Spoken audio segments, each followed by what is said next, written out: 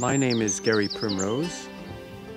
Although originally I come from Western Canada, I've been working and living here in the UK for 40 years or so as a gardener, an ecologist, and an educator. And now, delightfully, as a part-time forester. It's been a steep learning curve for me, getting my head around some of these terms: basal area, continuous cover forestry, mycorrhizae fungi, halo thinning, and so on. And the need to really understand and respond to some of the threats that we're seeing now, the various tree diseases that are beginning to enter our woodland. We are in Sorry Ground Plantation in the heart of the English Lake District, a stone's throw from Tarn House. I am manager of this woodland and also part owner. Sorry Ground Plantation is a notable woodland in that we have just been awarded the Royal Forestry Society Excellence in Forestry for Farm and Small Woodlands. So I thought it would be interesting to say a few words about the forest and show some of the features here, as well as talk about the management. The way that we look at its management, the main objectives that we have, as well as providing biomass and firewood, is to somehow maintain and enhance the biodiversity. As I stand here, I'm listening to blackbirds. There was a green woodpecker calling over here to the right. I've been noticing a bumblebee looking for a nesting site over here in this clump of ferns.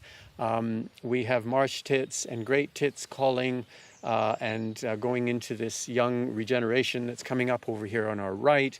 So there's already quite a lot of wildlife here. And so my background has been largely gardening and ecology, so the conservation was important to me. How can we enhance the biodiversity as well as make this a working woodland?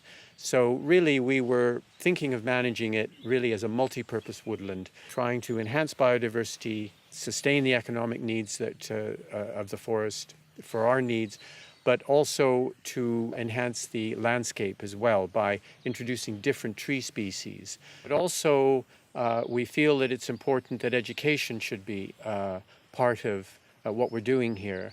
At the moment, I have a young chap who's sort of apprenticing and is very interested in woodland management, who works with me here.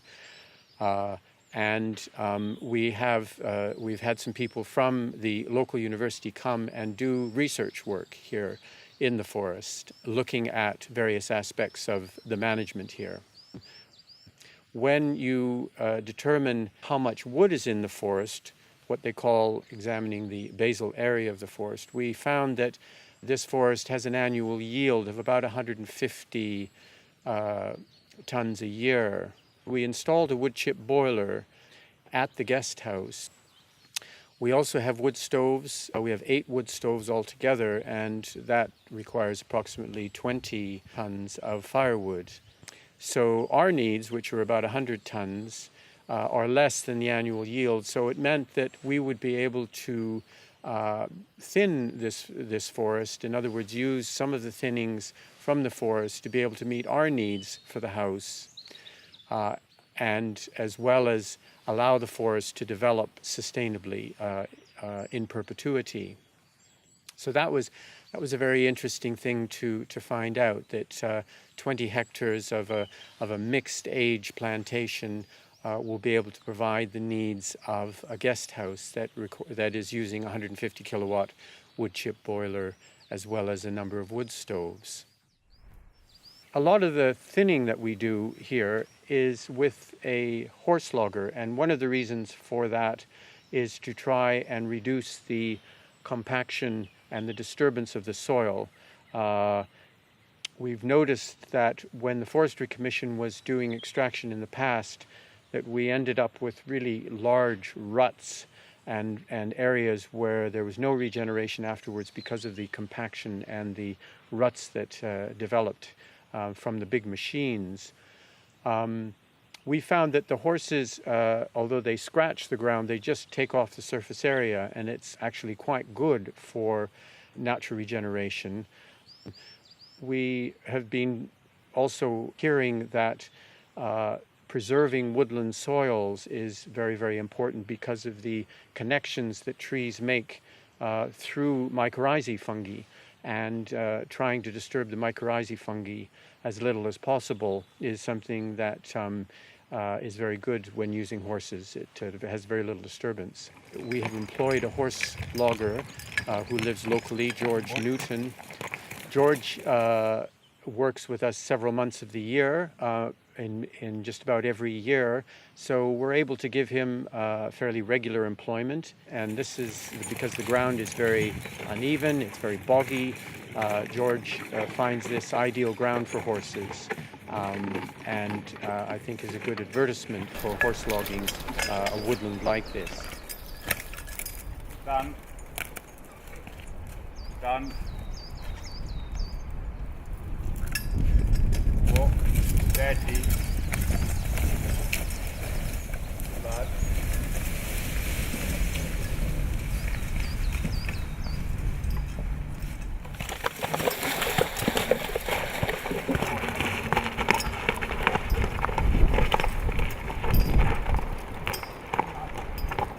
Commercial forestry leaves a scar on the landscape for a number of years when they clear fell, and commercial outfits aren't set up, and it's not cost effective for them to go into smaller neglected woodlands, which we have plenty of in Cumbria.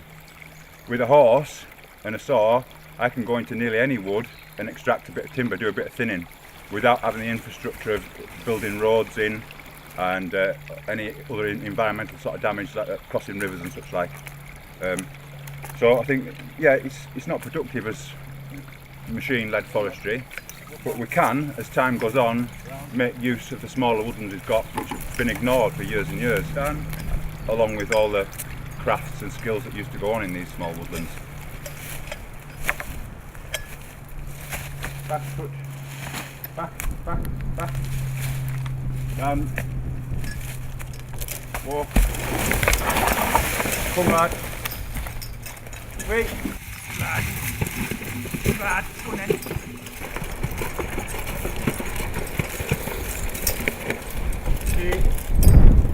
Boy, on, lad, get over, walk, get over, go on, get on the ground, get, good boy, go on. Yeah, it's a bit of work in it, eh? Come on, lad. Horse wouldn't do that unless he enjoyed it, or had some sort of aim of satisfying his own self to pull the log, would he? Make him do it if he didn't want it to. If you look at the sort of things like thoroughbreds that you see lasses riding around on, the legs are like louse spindles, aren't they? Wouldn't be long before something went horribly wrong working in these sort of conditions. They've got to be strong and have plenty of stamina, and more important than anything, brains, which is why I go for ponies. Like, ponies have got brains.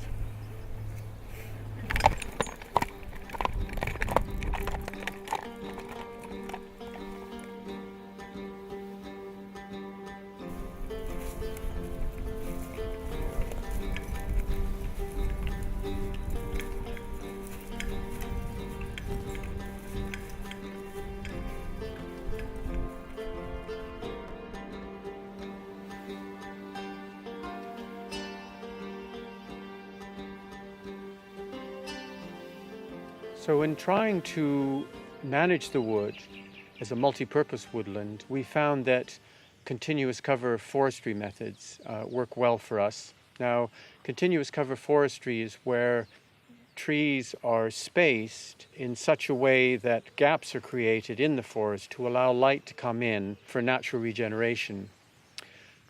Here we, although we do have someone who comes and controls deer, we still find that deer do impact the natural regeneration quite a lot. So we do find that we have to enclose some of our gaps by temporary deer netting, plastic deer netting. And within that, natural regeneration can take place, but also we were able to plant some alternative tree species. So we're in a newly planted enclosure. This is an area of larch.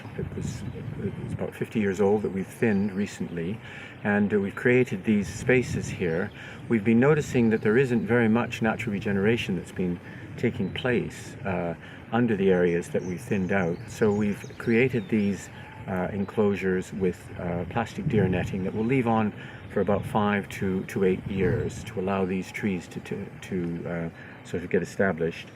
I've got my hand here on some small-leafed lime. We've also planted beech and birch, oak, and in a sheltered area behind me here, we planted some Douglas fir as well. We felt that we needed to plant trees here because this creeping soft grass, which is covering the ground here, is really preventing the natural regeneration from taking place.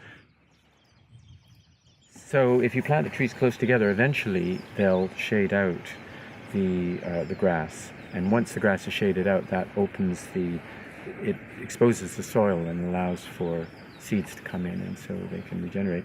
It's very interesting. Here, there's been very little natural regeneration, except on places where trees have been upturned and there's been some soil exposed, and the sheep or the deer can't get to them.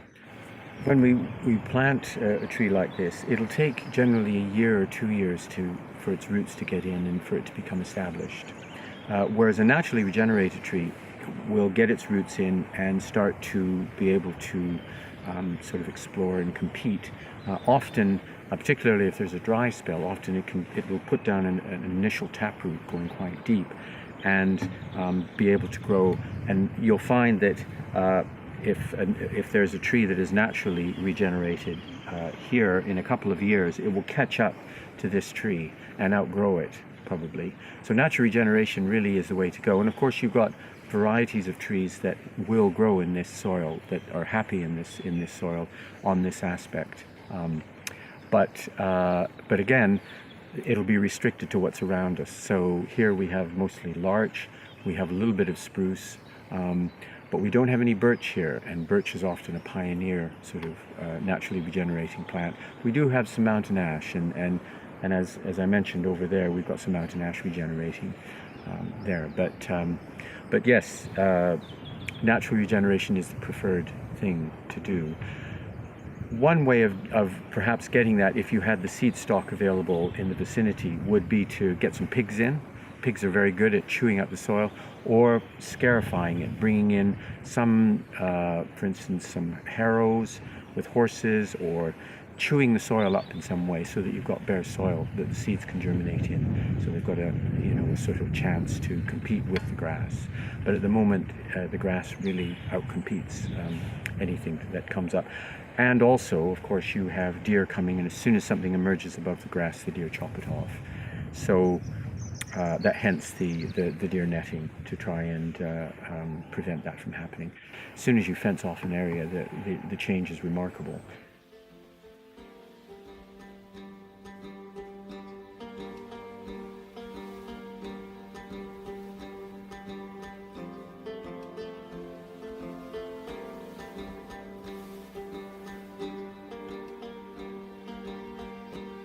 One of the things that we have to consider when we're replanting the wood or allowing for natural regeneration is what the composition of the woodland will be like in the future. And one aspect of that, of course, are the tree diseases that could be coming, and some that are here already. One, of course, is the larch disease, Phytophthora ramorum. It's been seen about 10 miles from here, so we are quite concerned about that. We could get it at any point. Ash dieback is in Cumbria now, and we also have to consider that too, because ash is quite a large component of the deciduous trees that we have in the wood. So we have to think of alternatives to these species. And so when we create enclosures and do our replanting or allow for natural regeneration, then we're looking at a variety of different tree species. The other thing, of course, to consider is climate change. Climate change is We're seeing the effects of it. We're seeing birds, migrating birds coming earlier. We're noticing butterflies, certain butterflies and moths that are coming up here that we haven't seen before. And that's an aspect too to consider when planting trees. For example, the beech tree was considered to be a tree not suitable for the north. It wasn't considered native, but we're finding that actually it could be a good replacement in some of our enclosures as a deciduous tree. Another tree that possibly could replace ash is sycamore. Sycamore is very common throughout the Lake District, especially around farmsteads.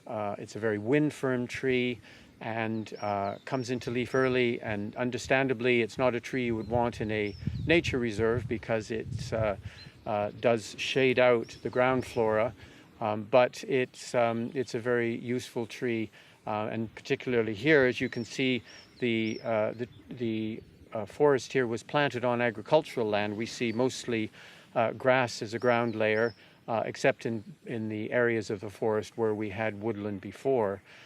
So sycamore would be a good tree for us to plant instead of ash.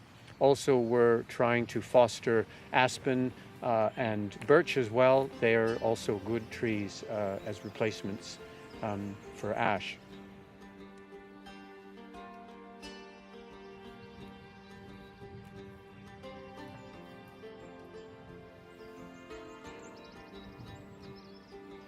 Working and walking through these woods gives me great joy. It's a magical place. And although I've gardened for 40 years, if I had to choose between owning a lovely garden or a lovely woodland, I think now that I would choose a woodland.